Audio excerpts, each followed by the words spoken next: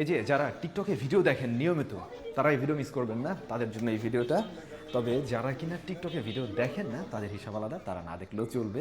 টিকটকে কিন্তু এখন অনেক ভালো ভালো ভিডিও চলে আসছে, অনেক এডুকেশনাল ভিডিও আমরা পেয়ে যাই, এখান থেকে অনেক কিছু শেখা যায়। তো আমাদেরও একটা চ্যানেল আছে এবং সেটা হচ্ছে গিয়ে স্যামজন নামে, অবশ্যই 3 লাখের উপরে ফলোয়ার আছে। টিকটক প্রতি বছর যে কাজটা করে, তাদের ক্রিয়েটরদের জন্য অ্যাওয়ার্ড দেয়, আপনারা হয়তো জানেন।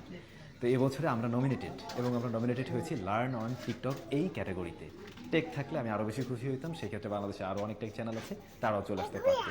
তবে আমরা একটু মোস্টলি বেশি অ্যাক্টিভ টিকটকে, মানে অন্যান্যদের তুলনায়, যে কারণে হয়তো আমাদের 3 লক্ষ প্লাস সেখানে ফলোয়ার হয়েছে। আর ডেফিনেটলি টিকটকে আমি মোটেও ওই নাচাগানের ভিডিও দিই না।